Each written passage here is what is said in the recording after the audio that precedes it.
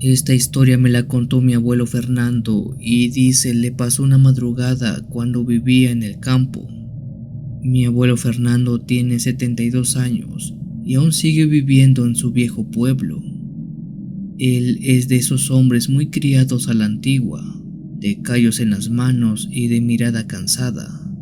De esos que las cosas no le asustan, y si le asustan, se cura el espanto con un buen trago de aguardiente. Mi abuelo Fer, como le decimos de cariño en la familia, tiene como costumbre levantarse muy temprano, a las 4 de la madrugada para ser más exactos. A esa hora sale al establo de su casa y ordeña sus vacas. Unos 40 minutos después regresa con baldes llenos de leche y los deja sobre la mesa para que mi abuela Antonia haga el desayuno. Una mañana mi abuela Antonia dice que eran casi las 5 de la mañana, pero al asomarse en la mesa no vio los baldes de leche que siempre y sin falta alguna mi abuelo dejaba. Preocupada fue hasta el establo para ver si todo estaba bien, pero al entrar halló a mi abuelo tirado inconsciente y a su lado los baldes de leche regados. Como pudo levantó a mi abuelo y se lo llevó a la casa. Una vez que recobró la conciencia le preguntó qué había pasado, qué ocurrió, acaso se había caído o por qué estaba tirado en el piso. Mi abuelo sacó de la cocina una botella de aguardiente y después de darle un trago profundo le contó todo lo ocurrido. Mi abuelo dice que había ido a ordeñar a las vacas como siempre, pero al llegar al establo vio que la puerta estaba entreabierta. Con cuidado se asomó pensando que alguien se había metido. Sujetó su machete por si acaso, pero no vio nada. Prendió la luz del establo y aunque revisó en cada rincón no faltaba nada, y no había nadie. Un poco más relajado sacó a su primera vaca de las 3 que tiene para ordeñar. Esta vaca era Pinta, de color negro predominante, con manchas blancas en gran parte de su cuerpo, y las otras 2 restantes eran negras. Con cuidado amarró la Pinta en un barrote para después sentarse y empezar a ordeñarla. Con los primeros tirones que le dio a la vaca, notó que la leche que salía no era como regularmente sale. Esta era de color naranja, rojiza, como si fuera leche mezclada con sangre. Mi abuelo pensó que quizá la vaca estaba enferma, porque eso suele pasar cuando tiene problemas. Sin embargo, antes de aprobar o descartar esta posibilidad, siguió ordeñando para estar seguro.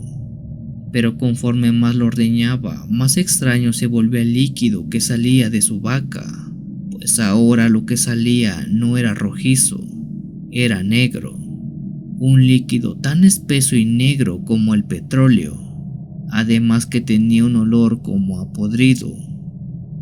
En ese momento mi abuelo se paró sumamente preocupado por lo que estaba viendo. Sin lugar a dudas, sabía que la vaca estaba enferma, así que la desamarró para meterla al corral e ir por ayuda. Pero en el momento en que quiso meter a esta vaca al corral, se dio cuenta de algo horrible, pues en el corral estaban sus 3 vacas, incluyendo, claro, a la Pinta.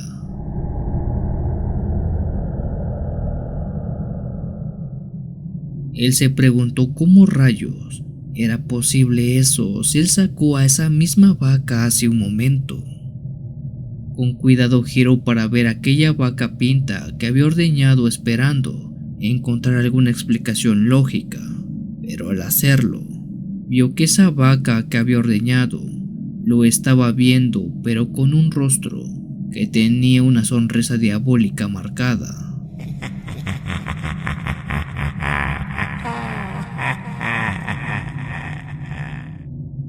Mi abuelo dice que ha sido la expresión más enfermiza que jamás haya visto en algún animal o persona. Sin que él pudiera hacer algo, esa vaca de sonrisa siniestra se encarreró y lo embistió dejándolo inconsciente en el suelo. Lo último que recuerda antes que mi abuela lo recogiera fue ver cómo esa vaca con rostro diabólico salió del establo. Hasta la fecha mi abuelo no sabe quién o qué era eso que entró en forma de vaca al establo, pero por si las dudas, desde la fecha echa agua bendita al establo cada cierto tiempo.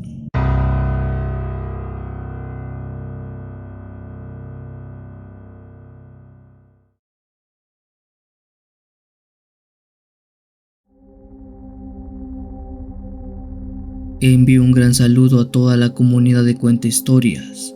Mi nombre es Carmen Rivera y soy originaria del pueblo de Ocotlán en el estado de Oaxaca. Mi pueblo está muy chico y está muy bien escondido en la Sierra de la Mixteca. Lo que cuento me pasó cuando tenía unos 13 o 14 años y aunque era muy joven aún, sé muy bien qué fue lo que vi ese día. En ese entonces yo vivía aún con mis padres, quienes toda la vida se han dedicado al campo. En casa éramos 8 hermanos y todos teníamos diferentes actividades que atender para ayudar en el mantenimiento de nuestra granja. Una de las cosas que yo tenía que hacer muy a menudo era ir por leña al bosque. Nuestro pueblo, repito, es muy chico y prácticamente todo lo que nos rodea es campo y más campo de bosque. Esto que me pasó precisamente fue una tarde cuando fui a traer leña. Serían no más de las 6 de la tarde cuando salí en camino al campo con un machete y un mecate para traer una carga de leña. Una vez que llegué al lugar donde siempre solía recoger la madera, con calma fui buscando ramas y pedazos ya secos que estaban en el suelo regados. Uno a uno los fui acomodando sobre mi mecate que tendí en el piso hasta formar un gran manojo de leña y ramas secas. Estaba ya por irme, pues era tarde y el sol ya casi se metía. Cuando estaba regresando a casa, con la carga sobre mi espalda, escuché el ruido de varias personas hablando. El sonido, aunque bajo, era perfectamente entendible porque el aire lo arrastraba. Con calma giré a todos lados, pero no vi nada.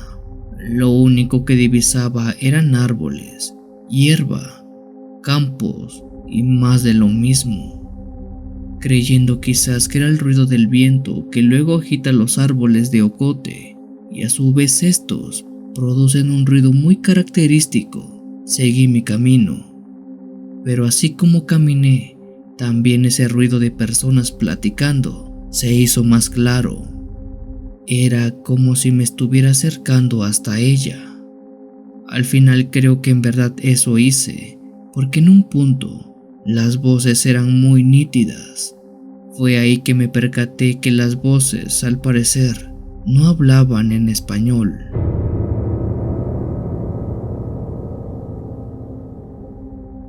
Dejé mi carga de leña en el piso y guié mi oreja en dirección hacia donde se oía el fuerte sonido de las voces. Eso me llevó a una pequeña colina, la cual subí con mucho cuidado. Aún con más cuidado me fui asomando del otro lado de la misma, y fue cuando vi a 6 mujeres vestidas completamente de rojo, todas paradas, haciendo un círculo y hablando en otro idioma. Por esta región de la Mixteca se tienen varios dialectos nativos, incluso yo hablo y entiendo varios de ellos, pero lo que esas mujeres hablaban no era para nada un idioma que yo identificara. Pero eso no era lo más extraño en ellas, pues el aspecto que tenían era muy raro. Todas eran de piel blanca, pero muy blanca. Lo poco que se veía de sus manos y de su cara, que no estaba cubierto por sus ropas rojas, dejaban entrever una blancura muy grande. No puedo decir qué era exactamente lo que ellas hacían, porque solo estaban paradas haciendo un círculo y hablando en otro idioma. Pero lo que sí sé es que me dio mucho miedo porque nunca antes había visto algo así en medio del bosque. Con cuidado fui bajando de la colina y sin hacer un solo ruido, tomé mi leña y me fui a casa. Al llegar le conté a mi papá lo que vi en el bosque. Él se espantó porque dijo que muy probablemente había visto brujas. Desde ese día y por varios años ya no fui por leña, pero esas mujeres de rojo jamás volví a verlas.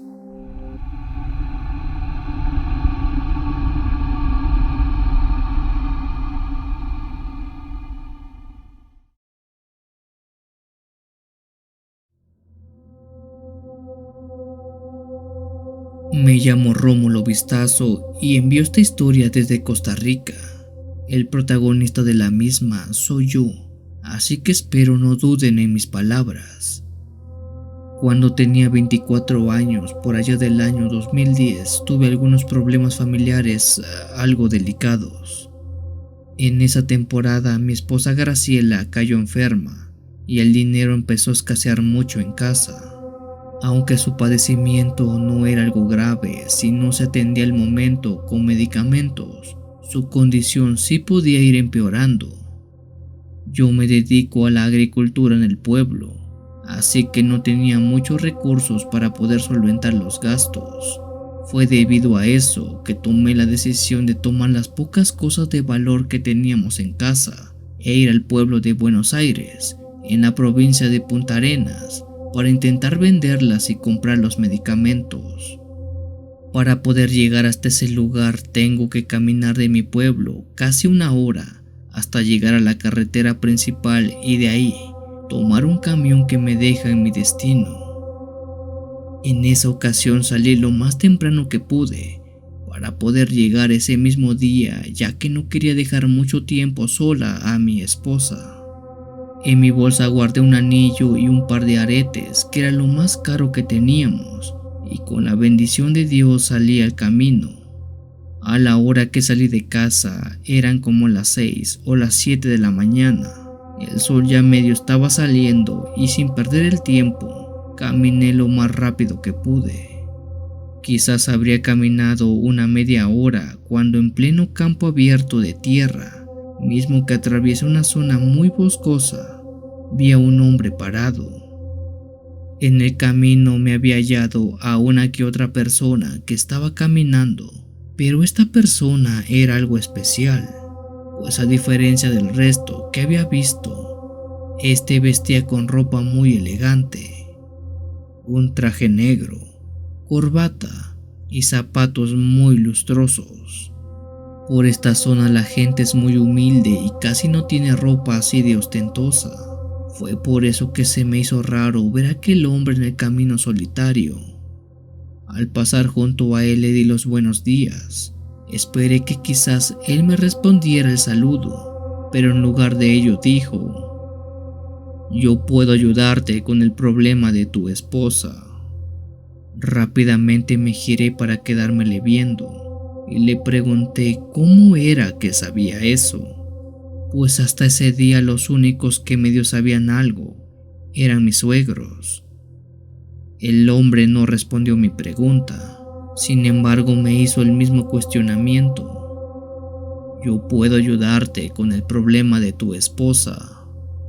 Le pregunté cómo era que podía ayudarme. El señor metió su mano a su bolsillo y sacó un fajo de billetes. En repetidas veces el hombre metió su mano a su bolso y sacó mucho dinero, tanto que el viento hizo volar varios billetes por el aire.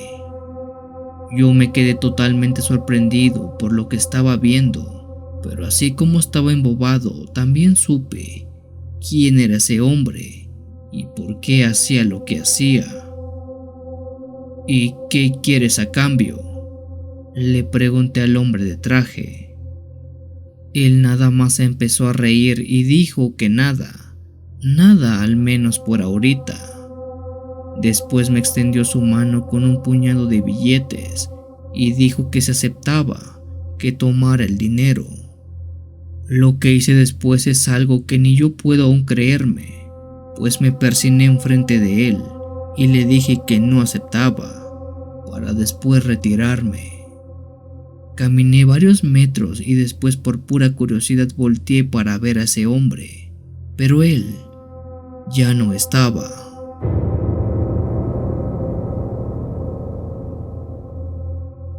El camino estaba vacío.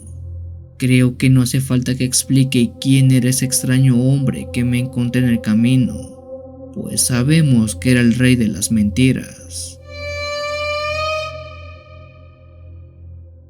Por suerte logré llegar al pueblo de Buenos Aires y vender a buen precio lo que llevaba, y con esto comprar el medicamento de mi esposa, quien se recuperó satisfactoriamente y hoy en día somos felices, aunque esta historia se quedó como una extraña y muy rara anécdota.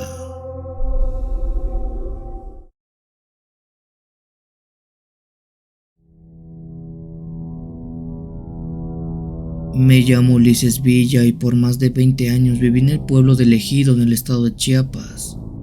Mis padres toda su vida han sido campesinos y bueno, la vida en ese lugar se basa en vivir o sobrevivir de lo que el campo nos da a diario.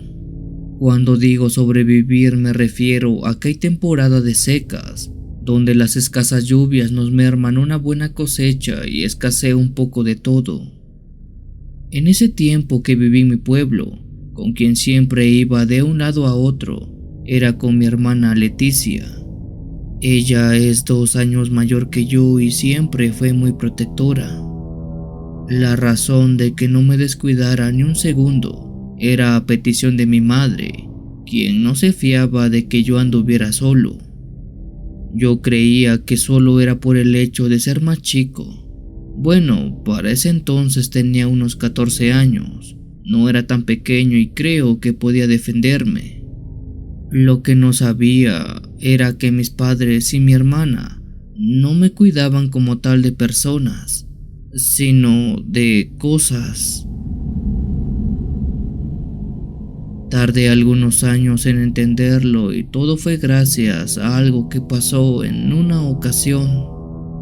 Una vez cuando iba saliendo junto a mi hermana de nuestro campo de tierra donde ayudábamos a nuestro padre a sembrar, a los dos se nos olvidó una bolsa de herramientas. Mi hermana corrió enseguida por ella al terreno, en lo que me dejó esperando por poco tiempo. En ese lapso de segundos, quizás minutos, mientras yo esperaba en pleno campo abierto, sobre la vereda vi a lo lejos a un hombre que venía caminando. Eso no parecía tener nada de extraño, ya que por ese lugar mucha gente camina. Pero conforme este se fue acercando me di cuenta de algo muy horrible. Eso era que aquel hombre venía caminando en 3 piernas.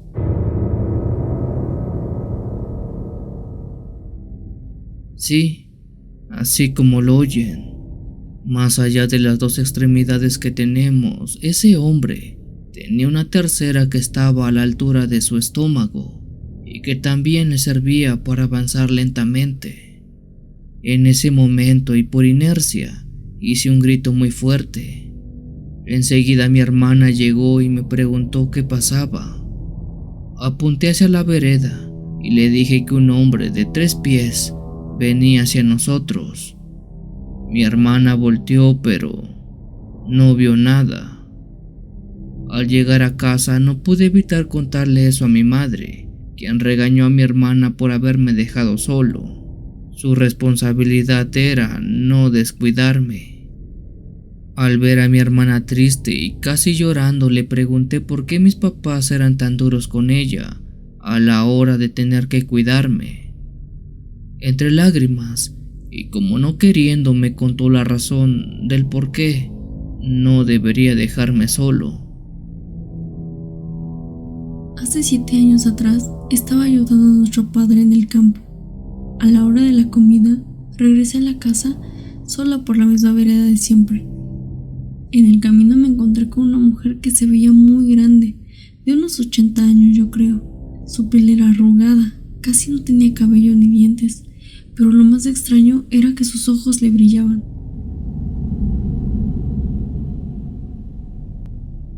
Aquella señora no dijo nada, solo me tomó el brazo y trató de llevarme al interior del bosque.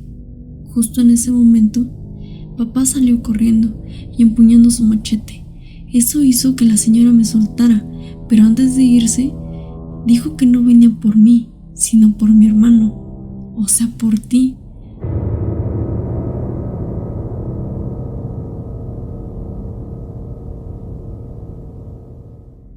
Tarde o temprano me lo voy a llevar, dijo aquella mujer, antes de desaparecer entre la maleza.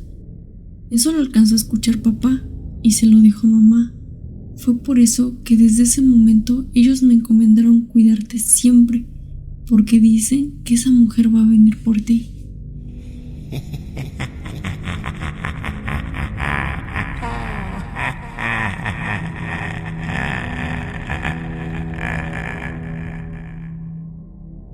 Por todo el cariño y aprecio que le tengo a mi hermana, no dudé de sus palabras.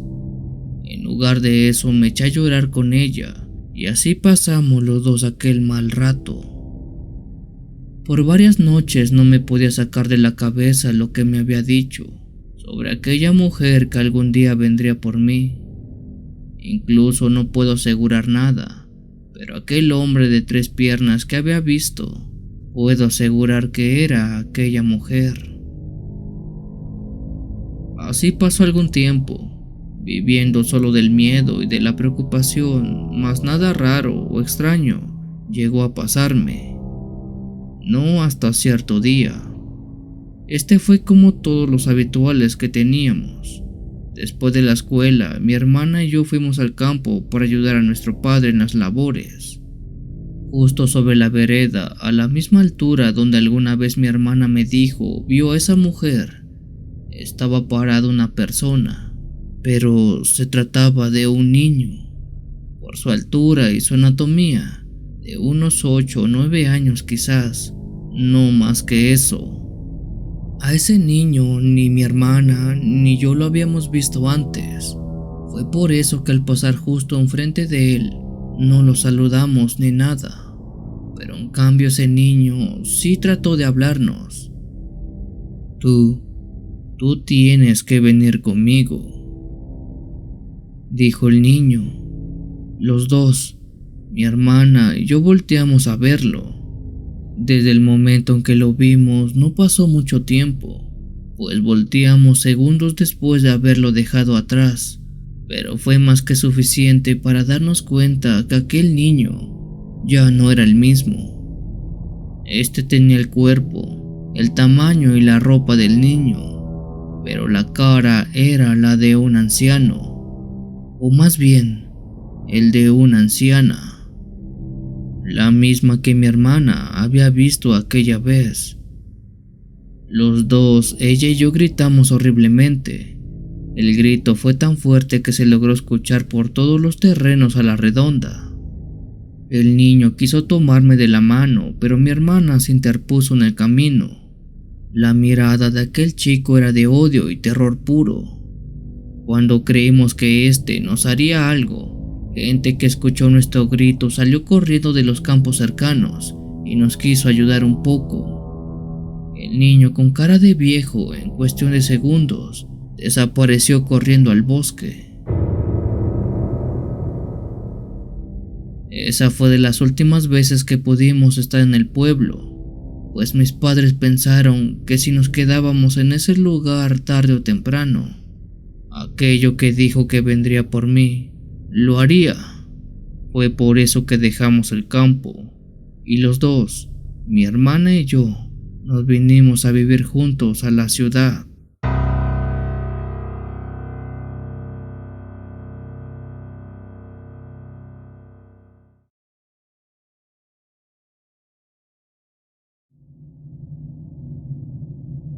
Buenas noches a todos. Mi nombre es Julieta, pero todos me llaman Julie. Lo que voy a contar poca gente lo sabe. De hecho, solo mi madre y mi abuela. Cuando era más chica, viví en el pueblo de donde soy originaria y mis actividades después de la escuela eran apoyar a mis padres en las labores del campo. Entre esas actividades estaba claro, sacar muy temprano las gallinas del corral donde están guardadas. Eso lo hacía todas las mañanas como a las 5 más o menos. El corral donde estaban las gallinas estaba muy cerca de donde estaba nuestra casa, justo detrás de ella precisamente. Una mañana, cuando me levanté muy temprano como ya era costumbre, después de desayunar fue a sacar a las gallinas como siempre. Pero en esa ocasión, al acercarme al corral vi algo extraño, ya que en el camino había varias plumas regadas en el suelo. Rápido corrí al gallinero pensando que quizás algún animal se había metido. De lejos, y alumbrado por mi linterna, vi que la puerta del corral estaba abierta y en efecto había muchas plumas regadas en todo el piso. Pero lo extraño era que no se escuchaba ningún ruido de las gallinas. A los lados del corral estaban nuestros 2 perros, que siempre duermen cerca del gallinero precisamente para cuidarlo y que nadie se meta. Pero estos se veían muy asustados, estaban hechos bolita. Con mucho cuidado iluminé dentro del gallinero y fue ahí que pude ver algo muy pequeño que se estaba comiendo a las gallinas. Pero no se trataba de un animal o algo parecido a algo que yo conociera. Era más bien un ser humanoide, pero de baja estatura, algo como un duende. Al verlo, el habla se me fue por completo y una extraña sensación de miedo recorrió mi cuerpo. Mis ojos solo veían cómo los restos de las gallinas estaban regados por todos lados. Vísceras, plumas, huesos, incluso toda la sangre manchaba el gallinero. De pronto aquella criatura volteó. Su cara era como la de un hombre adulto, de piel arrugada y con muchas verrugas en todo el rostro. Su cabello estaba completamente negro y despeinado, pero lo más horrible eran sus dientes, pues estos eran afilados, largos como navajas. Por un momento pensé que eso me atacaría por haberlo molestado, pero no lo hizo. En cuanto volteó, salió corriendo del gallinero y de una manera que aún no puedo explicarme, saltó la reja que tenemos de más de 2 metros de altura como si nada. Yo corrí lo más rápido que pude a la casa, prácticamente en llanto. En casa solo estaba mi madre y mi abuela, pues mi padre ya se había ido a trabajar al campo. Cuando conté lo que había visto, mi abuela dijo que eso era un troll de campo, y al parecer era uno de los malos. Ellas me pidieron que no dijera la verdad a mi padre. En cambio me pidieron que mencionara que un coyote había entrado y se había comido las gallinas.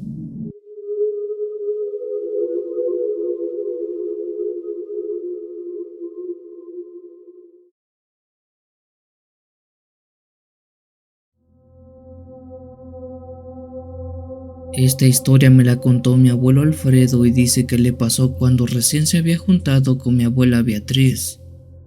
En ese entonces menciona que no tenía mucho de haber tenido a su primer hijo, quien pasa a ser mi tío Feliciano. Muy tradicional como era en ese tiempo, mi abuela se dedicaba a las labores del hogar y al cuidado de su hijo, mientras que mi abuelo salía al campo a trabajar. Mi abuelo tenía como hábito levantarse muy temprano, desayunar y salir a su jornada. Trabajaba hasta entrada la noche, regresando a eso de las 7 más o menos. Una madrugada, cuando él iba rumbo a su labor de jornalero, dice que en el camino se encontró con un hombre, uno que vestía como cura. Aquel señor se detuvo y le preguntó la hora a mi abuelo. Él no usaba reloj, pero le calculó que eran más o menos las 5:30 de la madrugada.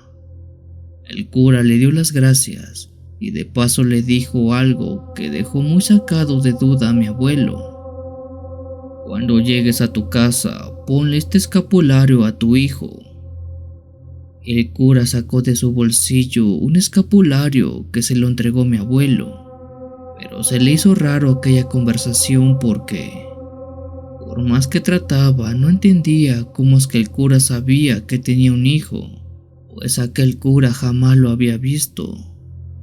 Algo desconfiado, tomó aquel escapulario porque él siempre ha sido muy creyente y respetuoso de las figuras de la iglesia. Antes de que mi abuelo le preguntara cómo es que sabía que tenía un hijo, el cura tomó rumbo a la dirección contraria y se fue caminando. Mi abuelo se quedó intrigado, pero no le quedó más que irse al trabajo. Toda la tarde se quedó pensando sobre aquel cura que había visto e incluso dudó en si darle el escapulario que le habían dado a su hijo Feliciano. La cuestión es que llegando y después de contarle lo ocurrido a mi abuela Beatriz, ambos decidieron ponerle aquel escapulario al niño. En esos días siguientes, mi abuelo dice que todo su pueblo se llenó de una especie de gripe, algo como una epidemia que atacó a los niños principalmente. Incluso muchos no sobrevivieron a aquel proceso y terminaron falleciendo. Pero dice que su hijo Feliciano nunca se enfermó de nada, incluso siempre fue un niño muy fuerte. Con el tiempo, los dos, tanto mi abuela como mi abuelo, atribuyen a que él estaba protegido por el escapulario que el cura le había entregado. Por mucho tiempo y hasta la fecha, no saben quién era ese cura porque jamás volvieron a verlo, pero creen que fue un alma caritativa que ayudó a su hijo a no caer enfermo.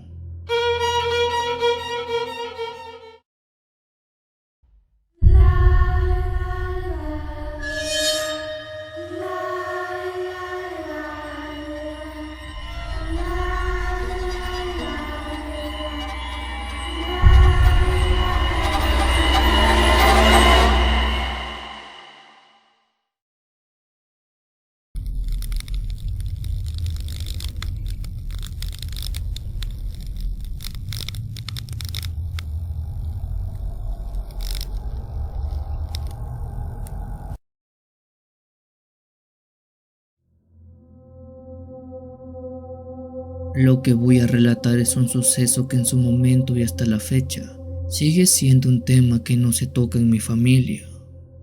Para entender mejor esto debemos remontarnos hasta el año 1995. En ese año yo vivía en un pueblo del cual quisiera omitir su nombre.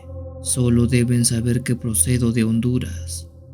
En aquel lugar mi familia tenía una granja y nuestro modo de sustento provenía de la cosecha y venta de cabezas de ganado que hacíamos periódicamente. Sobre la misma calle, pero a unos 500 metros, vivía mi tía Irene. Ella, al igual que nosotros, era campesina y vivía prácticamente de lo mismo. En su casa solo estaba ella y sus 3 hijos, ya que hace años atrás su esposo había fallecido. Esto ocurrió en concreto en el año ya mencionado, 1995. En ese año estaban próximos a los tiempos de lluvias en el pueblo.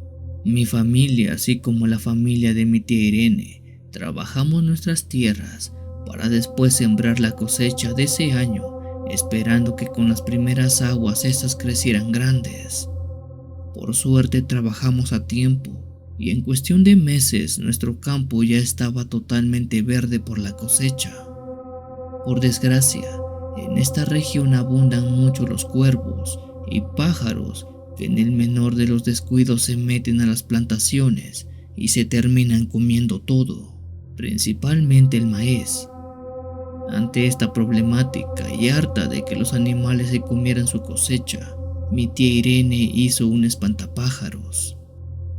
Ella tomó un pantalón de mezclilla, una camisa de manga larga a cuadros y un sombrero de su difunto esposo, y confeccionó un espantapájaros que llenó de pasto y ramas secas.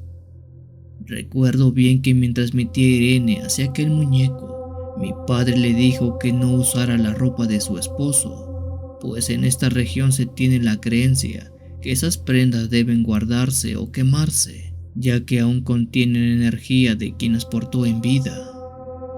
Mi tía Irene no le prestó mayor importancia e incluso llegó a burlarse, pues ella no es muy creyente de este tipo de cosas.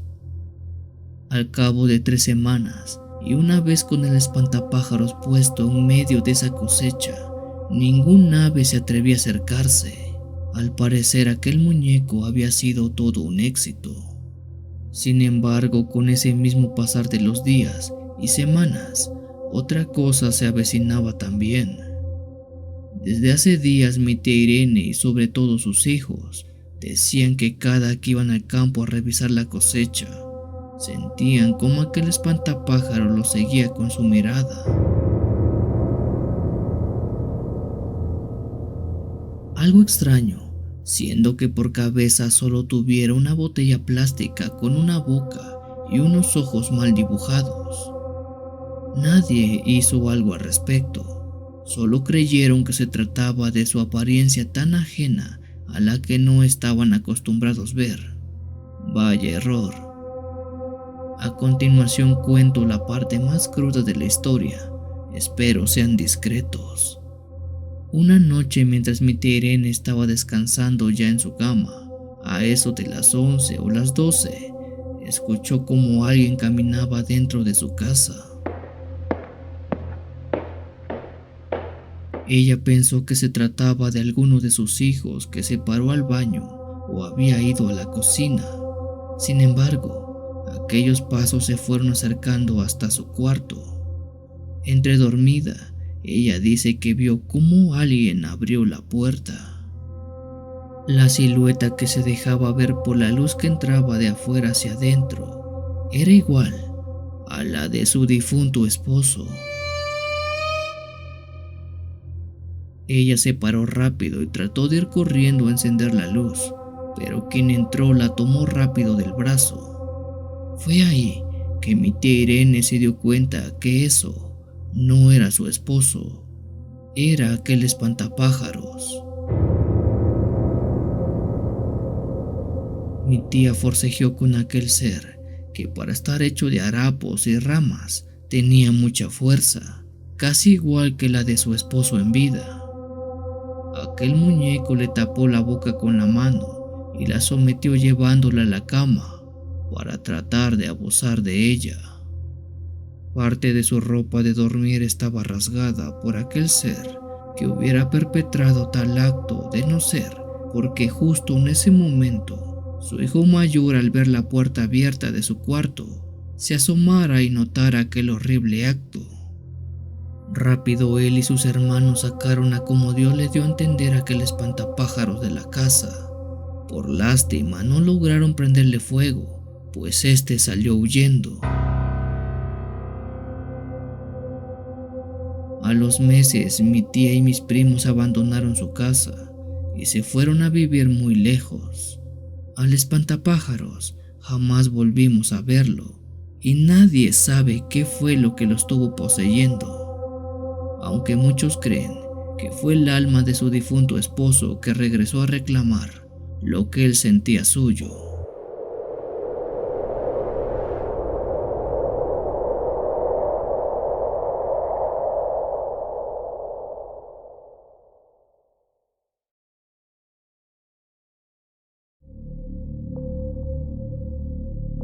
Mi mamá me contó esta historia y dice le pasó cuando viví en el campo. Toda la familia por parte de mi madre provienen del pueblo de Colmillas, en el estado de Nayarit, en México. Actualmente en ese pueblo ya casi no hay mucha gente, pues la mayoría han ido emigrando hacia las grandes ciudades, pero en el tiempo en que ella vivía ahí, el pueblo estaba muy habitado. En el pueblo todos se conocían de nombre y apellido, así que era fácil saber quién era quién. Una tarde en época de pisca, mi mamá dice que ella, así como varios de sus hermanos, habían sido contratados por parte de una familia para piscar lo que les quedaba de cosecha. Al igual que ellos, Algunas personas más del pueblo fueron contratadas para dicha actividad. Entre los participantes estaba el señor Fidel Galindo. Él era un señor de unos 50 o 55 años que vivía solo allá en lo alto de la loma del pueblo. Hace tiempo estuvo casado, pero su mujer lo había dejado por borracho, y de sus hijos, bueno, ninguno de ellos lo visitaba y todos vivían lejos en otros pueblos o en la capital. La cuestión es que esa tarde, mientras piscaban el maíz, se llegó la hora de la comida. Todos los trabajadores se sentaron debajo de los árboles que estaban alrededor del terreno. Con la sombra y la brisa sacaron sus alimentos y comieron plácidamente. Mi mamá comenta que al terminar de comer todos se relajaron. Algunos platicaban, otros aprovecharon para dormir y cosas de ese estilo. Sin embargo, el señor Fidel, quien por un momento se recostó bajo el tronco del árbol y se llevó su sombrero a la cara para dormir, se paró de golpe. Rápido empezó a tocarse el estómago y con voz algo extrañada dijo que sentía como algo le caminaba dentro del estómago. Lo que en un inicio fue un comentario al aire, en cuestión de segundos pasaron a ser gritos, pues el hombre aseguraba que dentro de él algo le estaba caminando. Sentía como decenas de patas estuvieran dentro de él andando y paseándose por su estómago.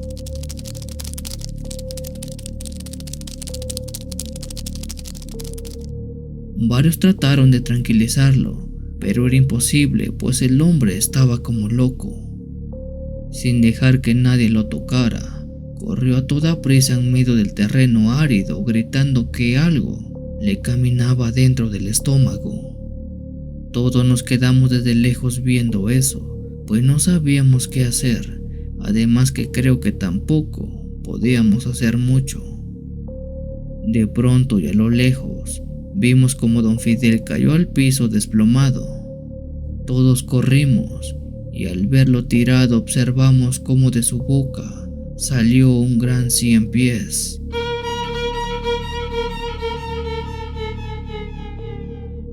Este animal salió y antes de que huyera, un campesino le dio un machetazo cortándolo. El tamaño de esa cosa era fácil más de medio metro de largo y 30 veces más grande que cualquiera que haya visto antes. Lamentablemente don Fidel esa tarde falleció por eso que le salió del estómago. Nunca nadie supo cómo es que llegó eso ahí y por qué nunca se dio cuenta antes.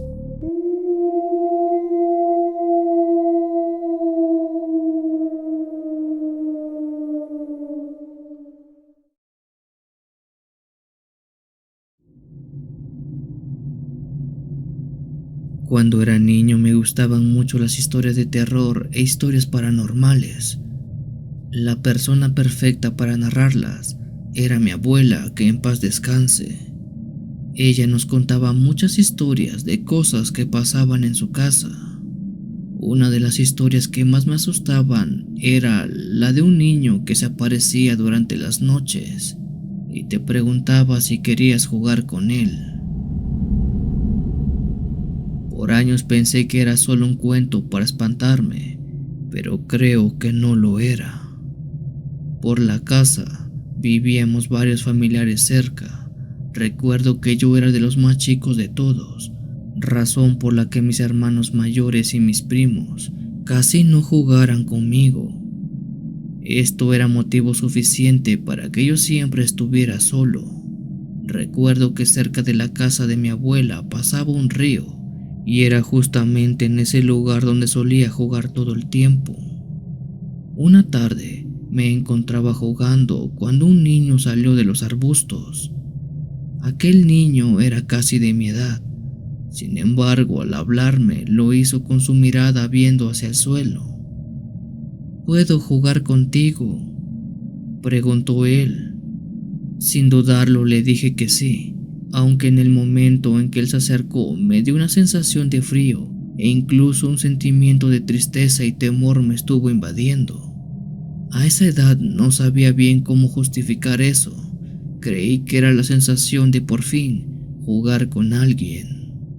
Por la noche le conté esto a mi mamá y a mi abuela sobre aquel niño que vi en el río. Ellas me preguntaron cómo se llamaba, pero por la emoción del momento no le pregunté su nombre. Solo sabía que el día siguiente lo volvería a ver. Esa misma noche, como a las 3 de la madrugada, escuché piedritas pegando en la ventana de mi cuarto.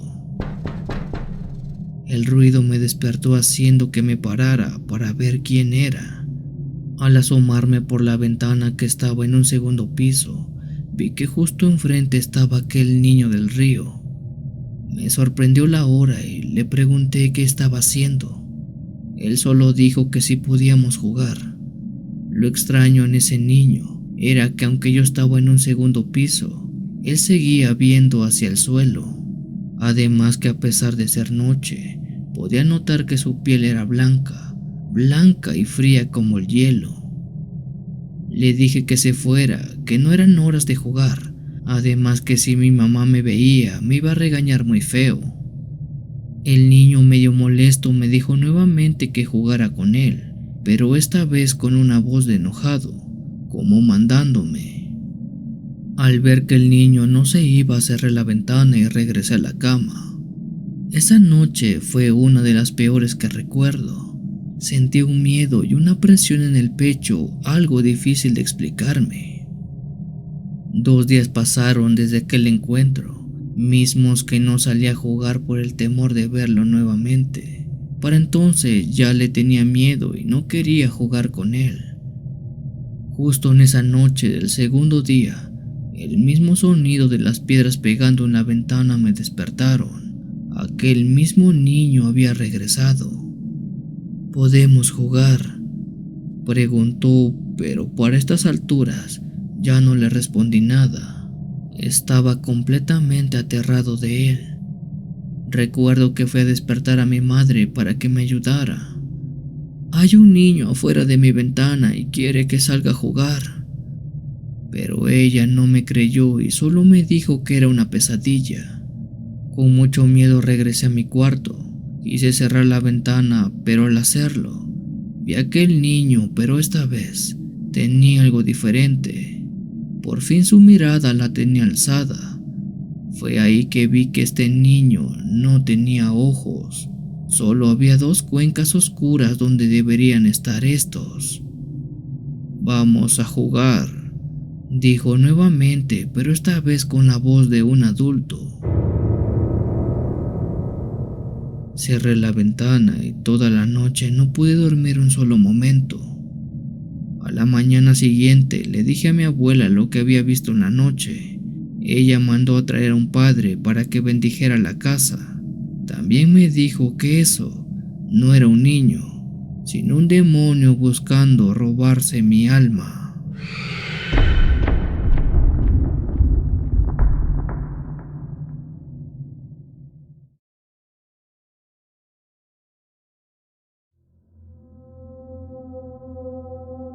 Toda la vida he vivido en el campo. Aquí es donde me siento más cómodo y creo que es donde mejor encajo. Gracias a Dios, con el pasar de los años, la modernización ha llegado hasta él y así es como puedo compartirte esto. Me llamo Rogelio Chávez y tengo 44 años. Actualmente ya estoy casado y tengo hijos, pero esto que envío me pasó cuando tenía 17 años. En ese tiempo, aún vivía con mis padres y mis hermanos en su casa. Por esos años todos ayudábamos en diferentes actividades del hogar y del campo para que pudiéramos prosperar un poco. Mi papá, un hombre joven en ese entonces, salía todas las mañanas al campo para labrar, piscar, cortar o fumigar, según fuera la época del año. Él siempre ha sido una persona de pocas palabras, de carácter fuerte y de una sonrisa única. Verlo reír es algo que en la familia podemos atestiguar, era casi un milagro presenciarlo. Además que una de sus características principales estaba en que nunca tocó una copa de alcohol. Una mañana mi papá se fue a trabajar al campo, mientras que mis hermanos y yo nos fuimos a la escuela. Al salir nos cambiamos y nos alistamos para ayudar en casa. Yo estaba por irme a acompañar a mi padre en el solar, pero ni bien salí, vi como él ya venía de regreso. Corriendo le grité a mi mamá que papá estaba en la casa. Mi madre se vio sorprendida porque no tenía enterado que ese día llegaría temprano. Rápido puso la mesa y preparó los platos porque muy seguramente venía a comer. Mi papá entró y saludó a cada uno de mis hermanos con una gran y llana sonrisa en los labios. «Vengan, vamos a comer», dijo. Los tres hermanos nos quedamos algo sorprendidos, no por la invitación, sino por su sonrisa. Repito, el verlo sonreír era algo muy escaso. Así como él entró, los demás lo seguimos. Rápido fue a la cocina donde saludó a mi madre y se pusieron a platicar un poco. Mi madre sirvió los platos de comida y nos dispusimos a comer, pero antes mi papá pidió de favor una copa de tequila. Mi mamá se quedó pensativa, pues él no toma. Le preguntó a qué se debía la ocasión. Mi padre solo dijo: «Tenemos que celebrar que hoy salí». Me gustaría pensar que esa frase terminaba con un «porque salí temprano», pero no, solo dijo que había salido. Me refiero a que desde que vimos a mi padre llegar, algo había en él que no parecía cuadrar. Físicamente se veía igual, hablaba igual e incluso se comportaba igual, pero ese de ahí no era mi padre. Tampoco era mi imaginación, pues todos los hermanos e incluso mi madre lo sabían. Algo había en ese hombre que estaba sentado en nuestra mesa, que no era mi padre. Después que mi mamá sirvió un caballito de tequila que tenía por ahí arrumbado, mi padre no pidió una, ni dos, ni tres, sino 4 jarras de agua con sal. En lugar de azúcar le pidió a mi mamá que le pusiera sal. Ella preguntó por qué y para qué. Mi papá solo puso cara de molestia y dijo que simplemente porque sí. Las 4 jarras estaban enfrente de él y sin medida alguna cada una les vaciaron una cantidad bestial de sal. Yo no probé eso, pero estoy seguro que sabía asqueroso. Mi padre, sin usar un solo vaso, tomó cada jarra y la bebió de golpe. No hizo pausas, solo se las empinó como si fuera un simple vaso de agua natural. Después de eso, la mesa se quedó callada. Nadie dijo nada, pues era más que claro que nada estaba bien. Con una sonrisa que, lejos de ser felicidad o tranquilidad, ese hombre que estaba sentado a mi lado estiró su cara de lado a lado, dejando ver una tétrica risa, para después pararse y decir que regresaba más tarde. Tenía cosas que hacer. Mis hermanos, mi madre y yo vimos cómo él salió de la casa y caminó de regreso al campo. Nadie sabía qué pasaba y con temor esperamos hasta la caída de la noche para que volviera. Pero cuando entró a la casa, quien lo hizo fue el mismo hombre que veíamos a diario, ese de escasa sonrisa, porque este sí era mi padre. Mi mamá le preguntó qué había pasado en la tarde, por qué había bebido tanta agua de sal, pero mi padre dijo que no sabía de qué hablaba, pues él nunca vino a la casa. Comió en el campo la comida que le habían puesto.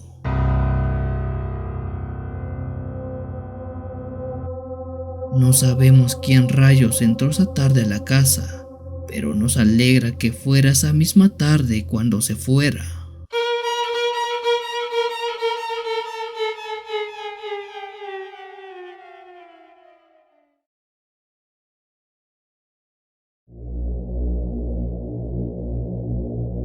Por más de 32 años viví en el pueblo de San Sebastián Lerma, en Veracruz. En ese lugar pasé toda mi infancia y parte de mi vida adulta. El tiempo en el que se remonta esta historia es una donde no teníamos acceso a muchas cosas y ver lo que veíamos a diario en nuestro pueblo lo considerábamos muy normal. A la edad de 22 años me junté con mi esposa Zenaida y nos fuimos a vivir a una pequeña porción de tierra que mi suegro nos había regalado. El terreno era amplio y lo suficientemente bueno para hacer una casa y para sembrar algo de cosecha. Recuerdo muy bien que mi suegro, cuando nos dio aquel tramo de tierra, dijo que lo primero que debíamos hacer era bendecirlo, pues había estado abandonado mucho tiempo y no sabía qué podía vivir en él. ¿Qué energías aún podía tener aquel lote baldío? En ese tiempo estaba más enfocado en construir una casa que otra cosa, así que eso que me pidió mi suegro lo dejé pasar por alto. Al paso de unos meses y con la casa ya construida me fui a vivir con mi esposa. En ese tiempo teníamos pocas cosas materiales e incluso pocos animales. Una noche, como a eso de las 7, nuestro perro empezó a ladrar muy fuerte. Al salir a alumbrar con mi linterna, vi que este le ladraba a otro perro que venía saliendo del bosque que rodeaba nuestra casa. Con cuidado me acerqué a aquel animal, pues este, a diferencia del mío, no parecía hostil. No ladraba, solo caminaba. Con cuidado me acerqué a él y vi que no era un macho, sino una hembra. Una perrita que estaba encinta, pues en su vientre se notaba un gran bulto, signo que no tardaba en dar a luz. Esto rápido se lo comenté a mi esposa para que me dijera qué hacer, ya que ese animal, así como llegó, ya no quiso irse. Mi esposa dijo que se quedara en casa un tiempo, hasta que alguien la reclamara.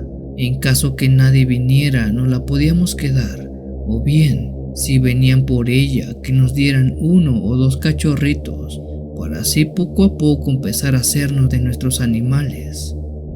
Eso no me pareció mala idea y así lo hicimos. Por días nos hicimos cargo de aquella perrita, quien parecía llevarse muy bien con nosotros, incluso con nuestro otro perro. Pasaron unas 3 o 4 semanas y en todo ese tiempo nadie reclamó a la perrita, que para entonces ya la habíamos puesto blanca, pues era completamente de ese color. A la 5ª semana, el vientre de Blanca se notaba ya muy grande. En cualquier momento iba a dar a luz, y justo así fue.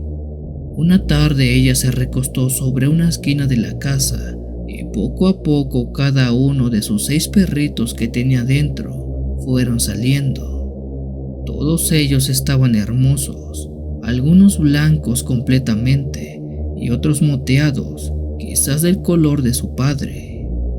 A todos ellos los colocamos dentro de una casa que habíamos construido especialmente para Blanca y sus crías, la cual estaba pegada a la puerta de nuestra casa. Esa misma noche, siendo como a las 12, el ruido de perros peleando despertó a mi esposa y a mí. Rápido los dos salimos creyendo que nuestro perro quizás había intentado atacar a Blanca, pero lo que vimos cuando iluminamos su casa fue algo horrible. La tierra, las paredes y la cara de Blanca estaban completamente rojas. En su hocico había restos de lo que eran sus crías, pues ella se los había comido a todos. Mi esposa fue por un palo para intentar pegarle a ese animal, pero al hacerlo vio que al lado no solo estaban los cuerpos de los cachorritos, sino también el de nuestro perro, que estaba parcialmente devorado. Furiosos, llenos de rabia, quisimos darle fin a esa mala perra que había hecho algo tan horrible, pero cuando estábamos por atraparla, esta misma empezó a reírse, pero con la voz de una persona.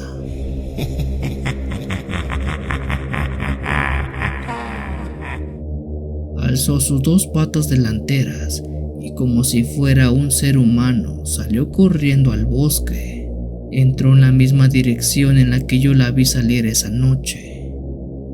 Esto nunca se lo dijimos a mi suegro ni a ningún otro familiar, porque sabíamos que quizás fue por no haber bendecido la tierra donde estábamos viviendo. Después que lo hicimos, ya nada se apareció en nuestra casa.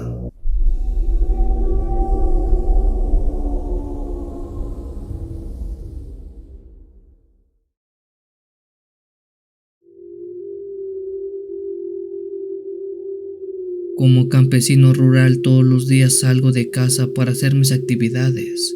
A mi lado siempre van mis dos perros más fieles.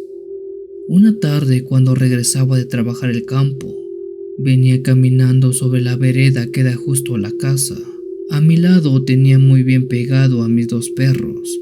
Sin embargo, estos de un momento a otro se pararon y empezaron a ver al cielo. De la nada comenzaron a ladrar a algo que parecía perturbar su tranquilidad. Yo levanté mi mirada al cielo, pero no había nada. Todo estaba despejado a tal grado que solo se veía el fuerte sol. Sin embargo, mis perros no paraban de ladrar en lo absoluto. De pronto volteé nuevamente al cielo y vi algo desconcertante. Se trataba de un ave algo grande. Es un sopilote, fue mi primer pensamiento, pues estos animales abundan mucho por esta zona. Sin embargo, aquella ave que sobrevolaba nuestras cabezas no parecía ser una común, pues sus alas no eran largas, ni tenía esa forma de pájaro. Era más bien algo amorfo que flotaba en el aire. Creyendo que quizás era una bolsa plástica, traté de seguir caminando, pero mis perros no paraban de ladrar e incluso no caminaron. De pronto eso que volaba en el cielo fue descendiendo poco a poco hasta que pude verla mejor. Y en efecto no era un ave, era otra cosa. Una clase de masa negra que se movía como si fuera una gelatina. Aquello descendió tanto que estuvo a solo unos metros arriba de nosotros. Los perros pasaron de un estado de euforia a uno de miedo, pues los dos dejaron de ladrar y agacharon su mirada. Cuando pensé en correr, pues lo que veía no era nada que yo conociera o hubiera visto alguna vez en el campo, esa masa se lanzó sobre uno de mis perros. Era como si tratara de atraparlo. Corrí rápido a él y lo sujeté de sus patas delanteras. Lo tomé y traté de sacarlo de esa clase de masa gelatinosa. Mi pobre perro solo gritaba y se quejaba del dolor, estoy segura. De un fuerte tirón y con todas mis fuerzas, logré por fin hacer que él saliera y cuando estuvo libre, todos salimos corriendo muy rápido a casa.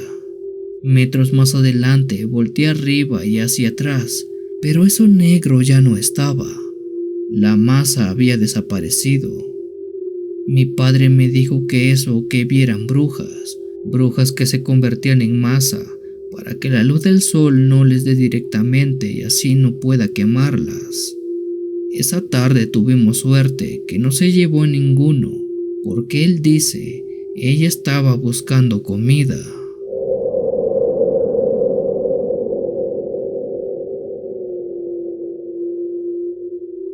Si tienes alguna historia que desees compartir con esta agradable comunidad, te invito a enviarla, ya sea por correo o la página de Facebook. Los links están en la descripción del video. Te agradecería actives todas las notificaciones para estar al día con los relatos que se suben a diario. Muchas gracias por dejarme llegar hasta tus oídos. Yo soy el Cuenta Historias. Te deseo una linda y oscura noche.